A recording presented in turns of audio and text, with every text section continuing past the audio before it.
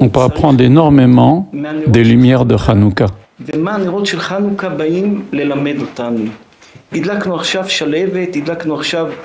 Nous venons d'allumer une lumière de Hanouka.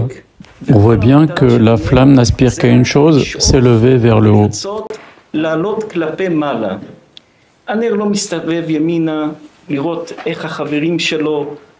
Une flamme de Hanouka ne regarde pas les autres flammes de Hanouka qui sont à côté d'elle.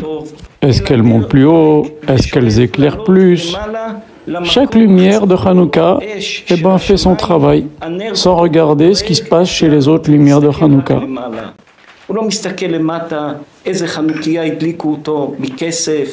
La lumière de Hanouka ne se pose pas la question en regardant en dessous d'elle, est-ce que c'est une menorah en or, en argent, en fer, en bois, en pierre, en verre.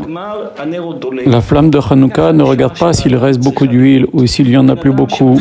Elle va bientôt s'éteindre. Elle joue son rôle, elle cherche à monter vers le haut, point final. Si un être humain commence à regarder, qu'est-ce que l'autre a, qu'est-ce que l'autre n'a pas, est-ce qu'il est plus que moi, moins que moi? Le verset dit « Ner Hashem Nishmat Adam ». L'âme de l'homme, c'est comme une lumière pour Hashem, une flamme.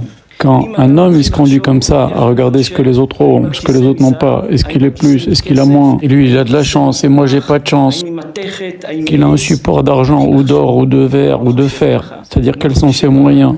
Et il ne peut pas dire qu'il est une flamme pour Hachem, parce qu'il ne se conduit pas comme une flamme. Un homme avec un grand H, comme une flamme, il doit penser qu'une chose, s'élever vers Hachem, progresser spirituellement. Et c'est tout. Pas ce qui se passe chez les autres. Comme une flamme ne s'inquiète pas s'il reste de l'huile ou pas d'huile, il ne doit pas s'inquiéter pour l'argent.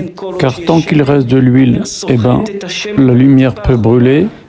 Et tant que l'être humain est vivant, il peut encore s'arranger. Tant qu'il reste une petite goutte d'huile, elle peut encore briller. Pareil pour l'âme de l'homme. Tant qu'il reste de la vie, il peut encore s'arranger.